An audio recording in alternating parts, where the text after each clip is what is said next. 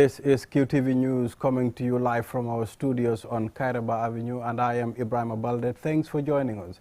Here are the main news headlines. The Ministry of Basic and Secondary Education held a press briefing to clarify what it described as widely circulated and incorrect social media comments about the 2022 WAS results. 40 police officers trained on Thursday on child rights-related matters and the legal framework for successful prosecution of cases involving children. A cartoon on FGM to promote children's understanding and advocacy has been championed by the Girls' Agenda, a women-led organization. In international news, Africa's second-largest oil producer, Angola, went to the polls on Wednesday with close to 15 million people registered to vote in what has been described as the country's closest electoral race. In sports news, we look at the importance of physical education by visiting physical exercise rather by visiting the Independence Stadium, which some choose as a conducive environment for regular exercise. Those were the headlines, and now the news in detail.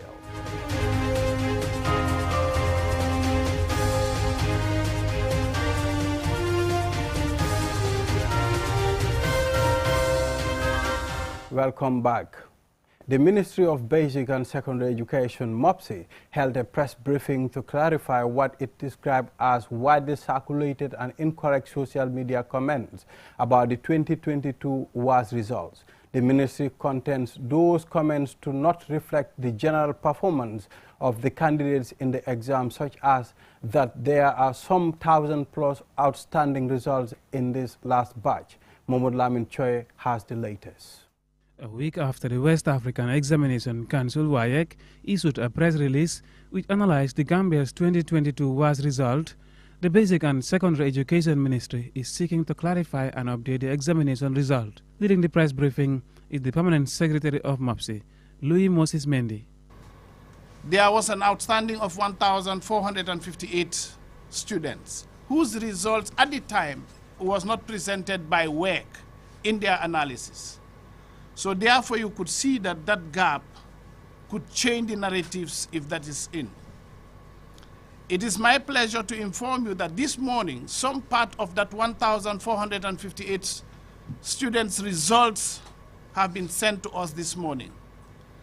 And certainly, as I indicated in some of the interviews I had in the past week, that has changed the dynamics. As we speak, instead of the 605 students who got 5 credits, including English and Maths, that number has increased to 716.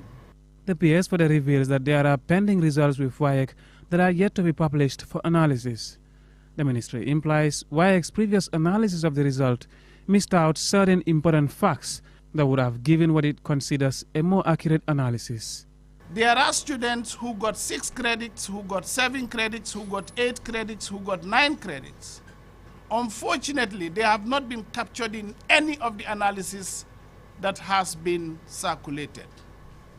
Meaning those students have been ignored and they have been considered as failures. And that's an unfortunate thing. Someone could have 7 credits, but never had a credit in English, and that was not captured. Someone can have 8 credits, and unfortunately does not have a credit in Maths, and that is also not captured. Out of more than 15,000 students who sat the WAS, 884 candidates failed in all the registered subjects. The ministry's PS reports implementation of strategic reforms of the ministry's basic and secondary education sector for a shift in policy approach. And these reforms now saw the shift from content-based knowledge to competence-based knowledge. What are we referring to? We want to prepare students, we want to prepare people so that when they come out of the educational system or cycle, they should be able to gain employment either in the public, private, or self area.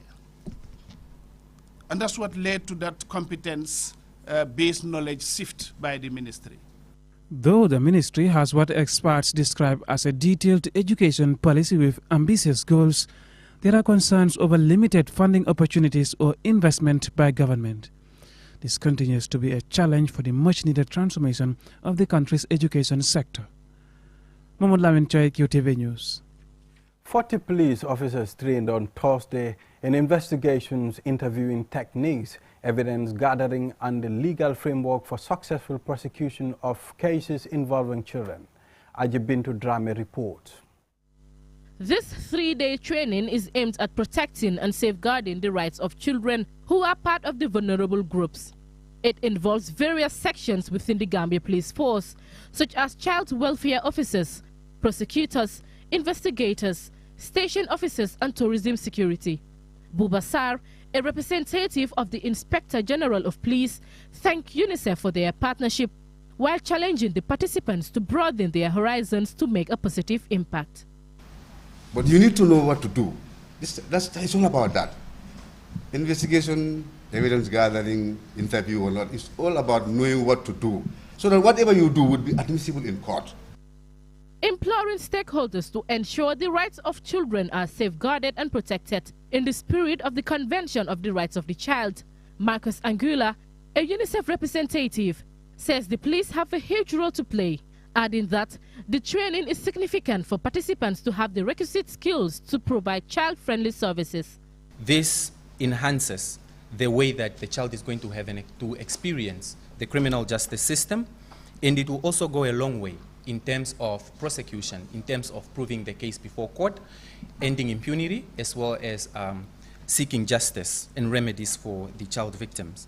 And society, and in particular children, are counting on you to ensure that their interests are protected, to ensure that the laws that are in place are implemented and realized for them.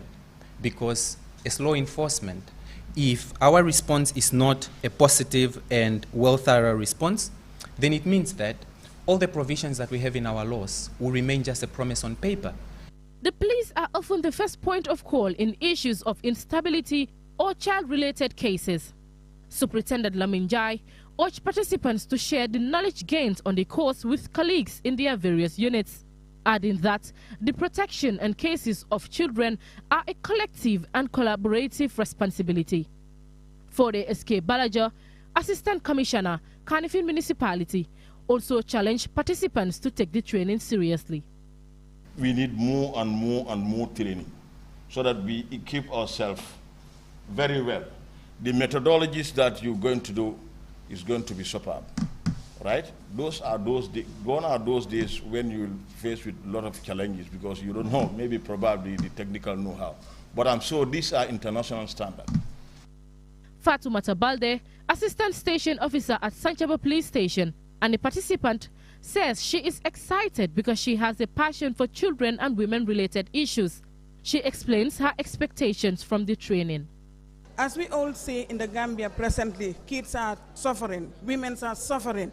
And to be honest, people like me, I will be very glad to have this knowledge so that I will be able to stand with my 2 feet and fight for the kids and my fellow women in the Gambia. I am expecting to have a very good training and then to gain so many things that I did not even know about the gender and child protection by the grace of the Almighty.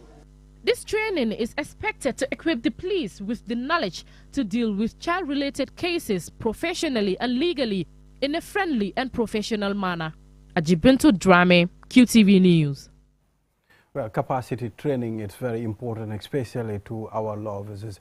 And now, a cartoon on FGM to promote children's understanding and advocacy has been championed by the Girls' Agenda, a women-led organization promoting the rights of women and girls. More in this report. FGM is one of the most dangerous, harmful traditional practices some women experience. Despite strong advocacy and laws enacted, the practice still exists. In 2019, it was estimated that 4.1 million girls were at risk of FGM.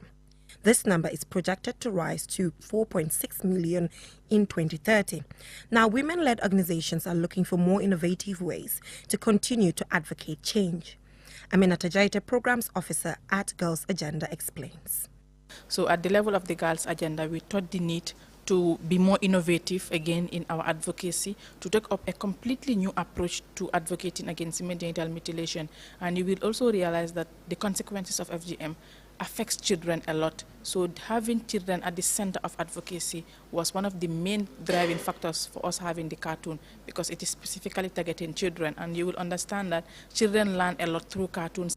UNFPA says a significant challenge is not only protecting girls currently at risk, but also ensuring that those yet to be born will be free from the dangers of the practice.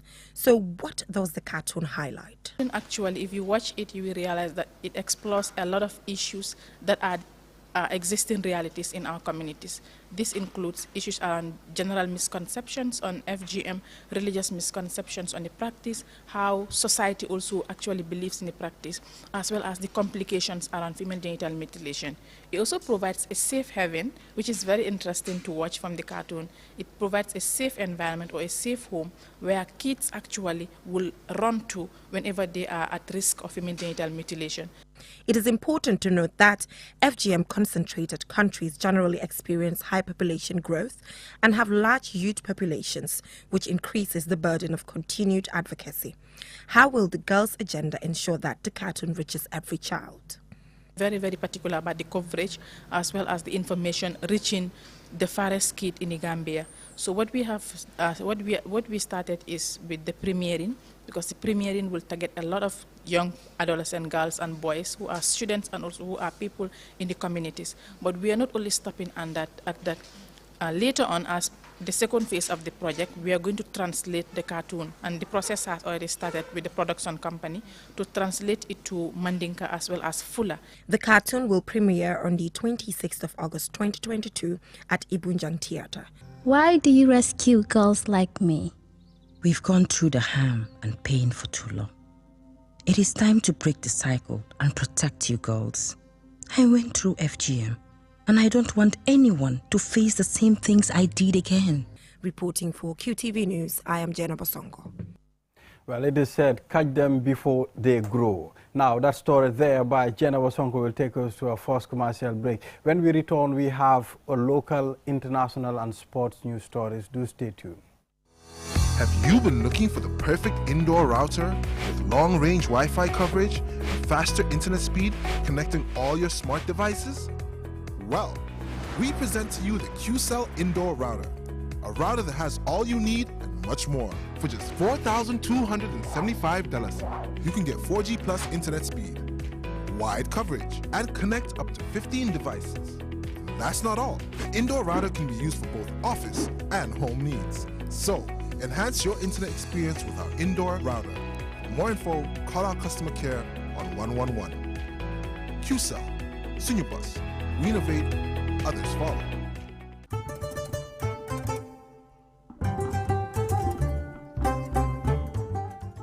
The Ministry of Health, in collaboration with partners, will be embarking on an other countrywide COVID-19 vaccination campaign from 11 to 28 August 2022. Vaccination teams will be deployed to public places such as community bantabas, health facilities, schools, markets, crossing points, and other strategic locations. All eligible people aged 12 and above are encouraged to come out and be vaccinated. Vaccination teams will be administering 3 types of vaccines, namely Johnson & Johnson, Pfizer, and Sinopharm, all of which are safe and effective in preventing severe COVID-19 infection, hospitalization, and death. For more information, call the ministry's toll-free number 1025.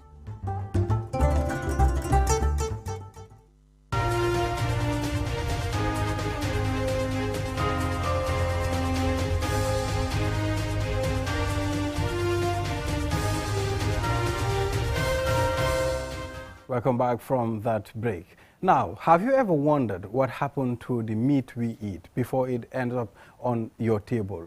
Omar Pijalo spoke to butchers at the Abuko Abattoir, and this is his report. Butchering is the end product of livestock, and it should be handled with care and handled hygienically. To ensure meat sold at abattoirs are fit for human consumption, the government, through the Department of Livestock Services, stations public health officers at all abattoirs across the country. They conduct antemortem and postmortem on animals at the abattoir before and after slaughter. Here is Ibrahim Asise, a public health officer. We examine the animals physically to check them whether they are not diseased. If they are not diseased and they are fit, we allow them to be slaughtered. And when we slaughter, we carry out our post-mortem inspection. Any meat that is coming from this abattoir, we are highly sure that those animals, all those animals slaughtered here in this abattoir are fully inspected and they are fit for human consumption. Amadou Toure, a butcher, explained the process of butchering and highlighted the challenges butchers face at the slaughterhouse.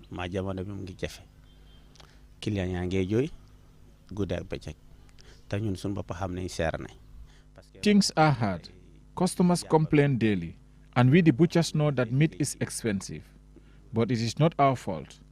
Even civil servants cannot afford meat twice a month from their salaries. We don't like it either, because it affects our businesses. What a businessman wants is for customers to be able to afford what you are selling. Toure further explained that the main reason for the rise in cattle and meat prices is the country's low livestock production capacity to meet consumers' demand, adding that the unpredictability of prices of live animals destined for slaughter is mainly due to external factors, such as the increase in transportation cost and the depreciation of the dollar against the CFA. Most animals slaughtered for meat in the country come from Senegal, Mali, Mauritania and Guinea, and are purchased in CFA and transported into the country. Mr. Toure made this appeal.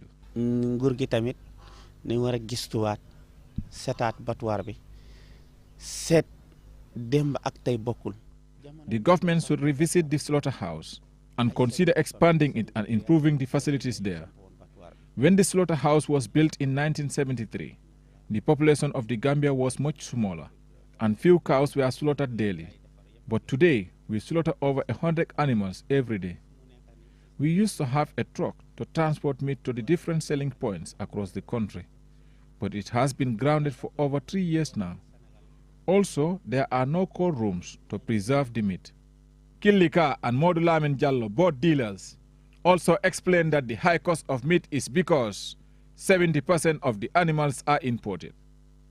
The Abuko Abattoir is owned and managed by the government of the Gambia. Butchers pay $250 for each animal they slaughter at the facility and $10 to the public health office. Reporting for QTV News, I am Omar P. Jallo. That story there by Omar P. Jallo will now take us to our international news.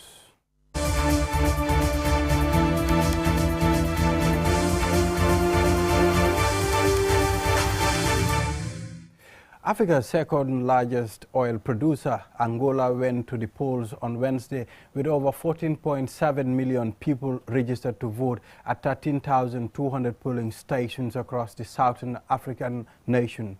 Electoral commissioners have described the election as the most competitive in the country's democratic history. Loli M. Kamara has more. Most votes in Angola's parliamentary elections have been counted, and provisional results show that João Lorenzo, the incumbent president of the ruling MPLA party, is ahead with a 52% majority, while their main opposition rivals have managed to grab a combined 42%. Lorenzo's main rival, Alberto Costa Jr., has 33.85%. The Election Commission said on Thursday that 86% of ballots had so far been counted, which suggested that former Marxist People's Movement for the Liberation of Angola, MPLA, was likely to extend its near 5 decades staying in power. The MPLA, which has ruled the nation for nearly 5 decades, faces 8 political party challenges, but the main race is between the MPLA and its long-standing rival and ex-rebel movement, the National Union for the Total Independence of Angola, UNITA. The Election Commission also said on Thursday that there had been no disturbance that could jeopardize the process.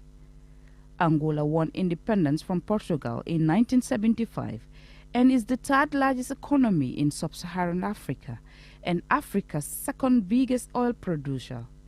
However, half of its population still live in poverty, and more than half of its youthful population under 25 are unemployed. It had been thought Lorenzo's time might be over because of dissatisfaction with how far he has gone in turning around the country's fortunes. On the evidence so far, it appears voters will give President João Lorenzo a second 5-year term. His opponents don't appear to have inspired the electorate to throw him out, and voter turnout was the lowest in decades. For QTV News, Lolly M. Kamara. That story there by Lolly M. Kamara will now shift our attention to some sports news.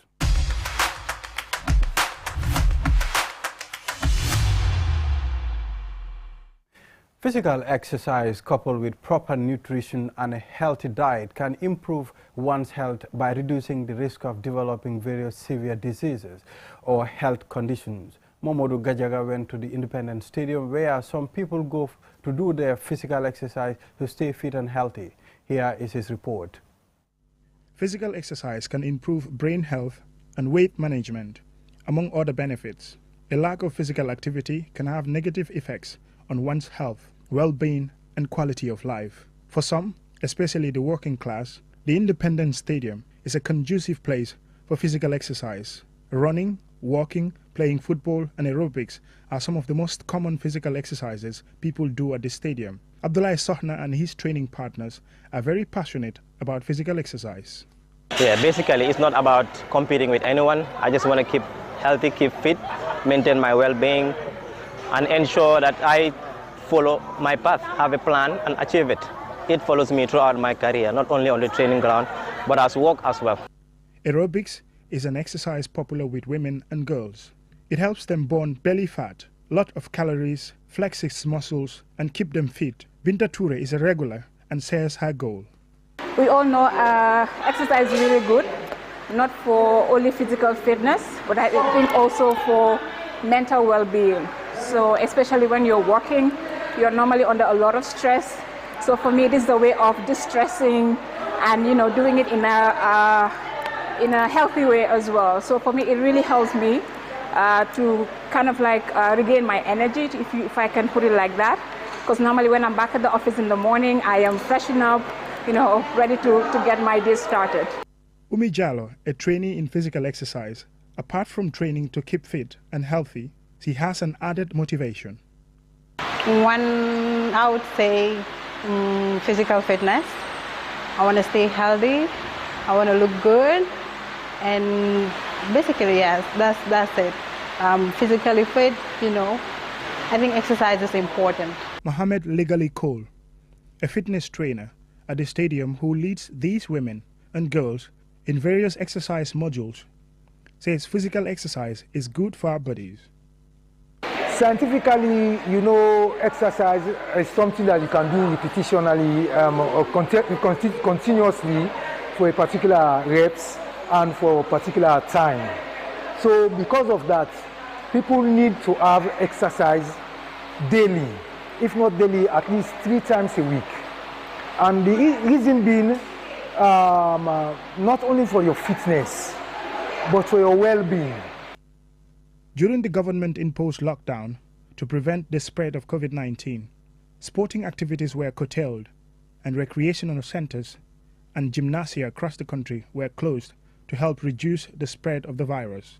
This forced many to abandon physical exercise and others to do it in their own way or at home without instructors. Now that life is getting back to normal, we should exercise regularly to be physically active and stay healthy, because according to experts, regular exercise and a healthy body gives you a better chance of fighting the virus without showing severe symptoms if infected. Mamudu Gajaga, QTV News. Oh boy, I don't know when last I did my own physical exercise. Well, now before we end this bulletin, here is a recap of the main news headlines. The Ministry of Basic and Secondary Education held a press briefing to clarify what it described as a widely circulated and incorrect social media comment about the 2022 WAS results. 40 police officers trained on Thursday on child rights-related matters and the legal framework for successful prosecution of cases involving children. a cartoon center on FGM to promote children's understanding and advocacy has been championed by the Girls' Gender, a women-led organization. In international news, Africa's second largest oil producer, Angola, went to the polls on Wednesday with close to 15 million people registered to vote in what has been described as the country's closest electoral race. In sports news, we looked at the importance of physical exercise by visiting the Independence Stadium, which some choose as a conducive environment for regular exercise. That's all we have for you in this edition of QTV News. Join us at 10 o'clock. Bye.